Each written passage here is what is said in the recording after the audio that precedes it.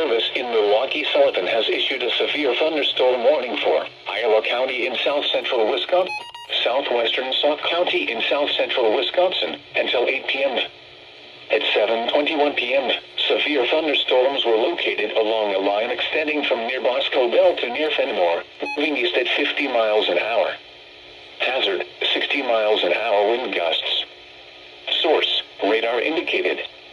Impact, expects damage to roofs, siding, and trees. Severe thunderstorms will be near around 7:45 p.m. Spring Green around 7:55 p.m. Other locations impacted by these severe thunderstorms include Barneveld, Ridgeway, Orion, Cobb, Arena, Governor Dodge St. Park, Edmond, Clyde, Blue Mountain St. Park, and Apica. For your protection, move to an interior room on the lowest floor of a building.